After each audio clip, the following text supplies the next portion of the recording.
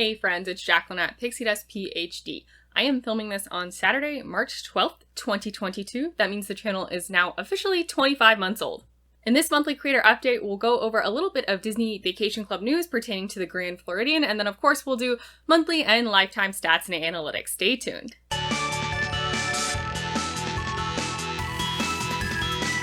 Thanks for your patience if this gets posted a little late.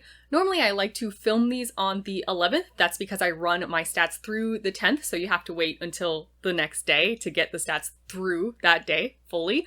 But yesterday, the 11th, was pretty busy. I had work, I had a doctor's appointment, and then it was Turning Red Day, so I was very preoccupied with that. No spoilers, but Turning Red is absolutely fantastic. I highly suggest you watch it. I am just so over the moon about that film. I've also got friends in town this weekend, so I am filming today on the 12th. I hope to get this up and posted by the 13th. The captions can take a little bit of a long time sometimes, so we'll see. But yeah, if this is going up a little late, thanks for your patience. Let's talk for a little bit about the new villas at the Grand Floridian. We are expecting to get about 200 new studio rooms. These are going to be called resort studios because they are going to be different from those deluxe studios. In theory, these should be opening around late June 2022, so pretty soon. These are now on sale, so we do have pricing. Grand Floridian DVC contracts are listed at the same price as Aulani and Riviera at $207 per point.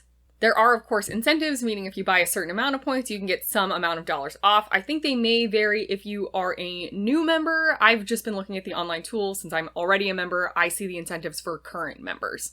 For current members, if you buy between 125 and 149 points at Grand Floridian, you get $8 off per point. And this incentive scales. It's not $8 off no matter what. The more points you buy, the more money you quote-unquote save. There's a pretty big jump in savings right at that 200 point mark though, which I thought was interesting. So if you buy 175 to 199 vacation points, you get $13 off for this current incentive, which again, I believe ends on March 30th. But once you jump to 200 points, so 200 points to 249 points, you get $21 off per point. Once we hit March 31st, you can expect to see all of these incentives decrease by $3 to $5 or so. Now, as far as booking goes, folks who have home resort priority at the Grand Floridian will sort of get first dibs. So from March 14th through May 12th until May 13th, I believe it is, they'll be able to book these resort studios and non-homeowners will not be able to, even if it's within that 7-month time frame. Starting May 13th, then all owners will be able to book these rooms. However, it looks like you won't be able to book these rooms online until it opens up generally to all owners on May 13th. So if you do have home resort priority here, I believe you'll have to call member services in order to book during this exclusive window from mid-March through mid-May. That is less than ideal, and if any of you are in that situation, I just highly suggest you call member services right when they open. If you don't want to be waiting on hold for forever, going right at opening usually works out very well in your favor, not just for DVC, but just in general if you need to call member services or helpline almost anywhere. I'll probably plan to make and release a video in that late May timeframe once it is open up for general booking and I'm able to show everyone the interface. Because they are different rooms though, these resort studios, they should be listed totally separately from your standard deluxe studios. I never really had any intention of buying at Grand Floridian. No hate, it's lovely, it's a great resort, it's just not really for me. That being said, I was really excited when the news came out that this was priced at $207. $207 is a lot of money, don't get me wrong, it's not necessarily the price. What I was excited about was that it did match the other resorts they were currently selling, so Aulani and Riviera. I could be 100% wrong, I'm totally just speculating here, but this gives me a little bit of hope, maybe false hope, that then the Disneyland DVC Resort Tower, whenever that gets listed in a year or however long it is, will also match whatever else they are currently selling. Now, I don't think this will be at $207. I fully expect we will see price bumps for Riviera, Aulani, and Grand Floridian if they still have inventory at all of them to sell. We'll see 1, 2, maybe even more price bumps before they list that Disneyland DVC Tower. But the fact that the new Grand Flo rooms match the other resorts that we're actively selling is really exciting to me because that sets a pattern. It sets a little bit of a precedence that, you know, if they still have Riviera, for example, at, let's say, $218, it seems more unlikely to me now, having seen the Grand Floridian example, that they would post the Disneyland Tower at like $295 or something outrageous. I don't remember exactly what Grand Floridian was listed at prior to them taking it away. There was a period of time where you couldn't buy a Grand Floridian add-on directly through Disney, but I think it was like $245 or $255. I don't know. It was high. It was much higher than $207. So then when that got taken away and we knew they would repost it once they were trying to sell this new inventory, a lot of people were guessing about prices. And would it still be that high price? Would they bring it down to Aulani and Riviera? And they did the latter. So they don't have to always do that. For all I know, they will post the Disneyland DVC Tower like way higher than Riviera or whatever else they're currently selling. But yeah, when I saw this news, I got pretty excited about the potential for the Disneyland DVC Tower to not be a truly ridiculous cost. I hope I'm right for all of our sakes, honestly, but only time will tell. Let me know what you think about these new Grand Floridian Resort Studio villas. I think they look pretty nice and it's great to get more inventory. And if you have any speculations about how this might tie into the Disneyland DVC Tower sales, I want to hear them. All right, let's move into analytics. So I pulled these down from February 11th through March 10th. In month 25, the channel got 6,600 views, so that is less than the past 2 months, but prior to that, it's still way more, so we're still doing relatively well. Similarly, we got about 4,100 unique viewers. Again, this is less than the past 2 months, but still generally pretty dang good for me. Excitingly, 398 of these were returning viewers, so thank you so much for coming back, watching the channel, liking the videos, and subscribing. I really appreciate it. This is also a record high for me since I've started looking at the stats, so it's always good to see that we're gaining viewers and they are coming back. And even though I had less views and less unique viewers in the past couple months, I do have a record number of watch hours for just this month at over 500. I thought this was really interesting because I think I probably have less views from my shorts getting viewed less, but obviously shorts don't contribute to watch hours a ton. I mean, yes, every 10 seconds counts, but the bulk of my watch hours doesn't tend to come from shorts unless they really, really take off. So yeah, I got less views and yes, it was from less people, but it ended up being more hours, which is awesome. Percent view duration dropped actually quite a bit this month though. We're down under 37%. That's the lowest it's been in a long time, like almost the whole entirety of the channel. But I don't know, it is what it is. I mean, I hope to make engaging content, but I totally understand that some of the topics I cover are a little niche and you might click on it and think it's one thing, it turns out to be another and you click away pretty fast. Like, that's how it goes. We also got a record number of impressions this month at over 76,000, so it was very similar to last month, but in general, that's like a really baffling number to me for 1 month to get over 75,000 impressions. I'm really stoked about that. Impressions from YouTube also shot up a ton here. We're at almost 35% again. We had a couple of months in this range and then it dipped back down to like 25%. We're back up in the 35%. I really don't know what's happening. Part of me does think this is coming from the shorts, maybe more than anything else, but I don't know. If you all have any insights about impressions from YouTube, I would love to hear it. If you've read good articles, I would love to get those links in the comments down below. My watch time from those not subscribed this month did decrease, which is good. In this case, that means more people who are watching are subscribed to the channel than last month. So, you know, in theory, that translates to more subscribers, maybe, I don't know. But we're at around 70%. It's definitely not a record best month, but it's always nice to make little improvements compared to last month.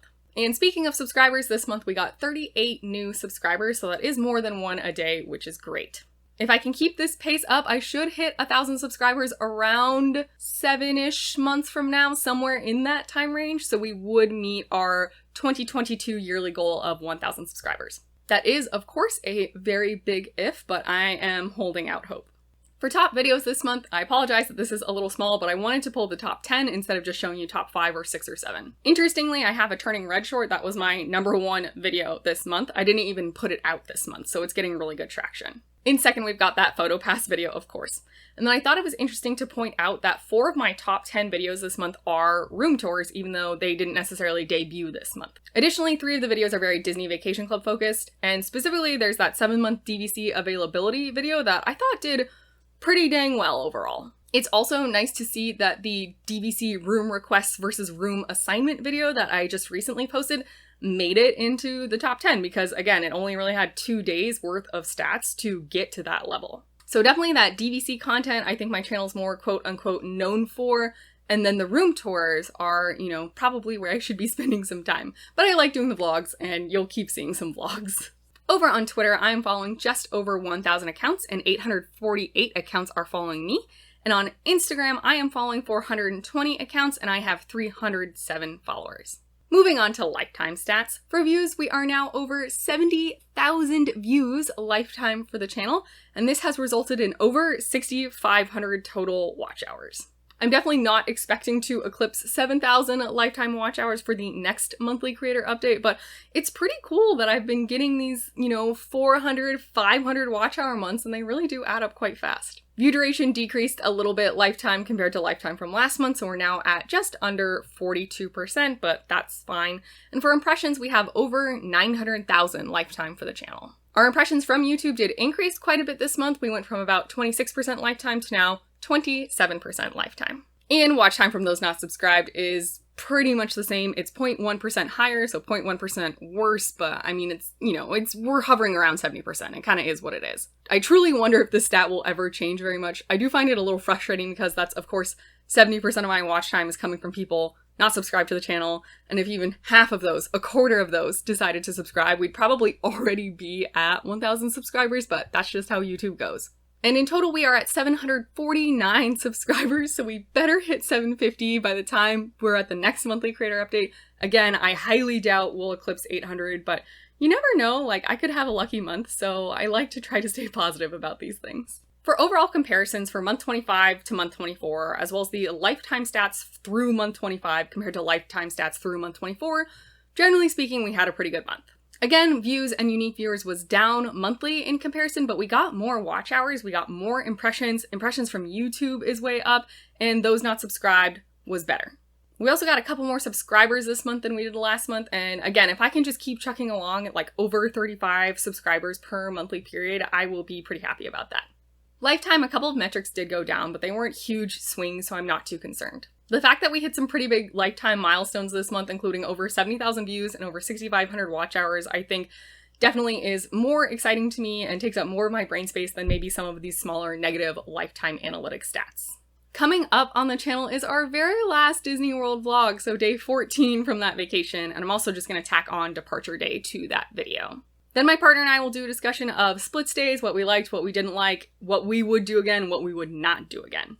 After that, I'm less sure. I think we'll probably start moving into Disneyland content. So I did end up filming quite a lot, and there was some voiceover basically, I was filming and then I had my headphones plugged in my phone, and so, with a mic, and so I was talking while I was looking at stuff, but I didn't film any live reactions of my face. It's just my voice, so we weren't holding the camera talking about our day, because I was with my best friend. We were there for not a super long amount of time, and I just didn't want to stop to vlog necessarily, so I'm still figuring out how I'm gonna put that together. The audio, for the most part, the parts that I've listened to, turned out pretty good, so if you have a decent phone that will record audio from a plugged in headset with a mic, that's probably a great way for you to start vlogging. The Disneyland trip was kind of chaotic though, and I think you'll be able to tell that from some of the clips, and there definitely are just chunks of the day that were missing because I was just so caught up in what was going on and experiencing things for the first time and getting kind of lost, etc. So it's not going to be as coherent as the Disney World vlogs, but I do want to put something together, again, not only for the channel, but also for me and my memories. I probably am also going to do a video about packing wins and fails. So Disneyland was a lot easier, honestly, just because we went during January, temperatures were very easy, outfits weren't a big deal, it wasn't gonna storm. But for Disney World, there were definitely some things that I forgot or thought about and decided not to pack anyway, foolishly. And then some things that came in really, really handy. So I want to go over that as kind of just packing tips with you all, and also to hear what you pack and what I can learn from you. We are back down to just one video per week instead of 2 videos per week. This is purely time constraints with my job. So, I think between Disneyland content, a couple of these other things I've mentioned, that'll definitely get us to the next month. But also I am planning on making either a single video or a small, very small series of videos, 2 or 3 videos, sort of about how a Walt Disney Worlder should go about Disneyland. So if you are someone that really only frequents Walt Disney World, almost never goes to Disneyland, and you have any Disneyland questions, let me know in the comments down below.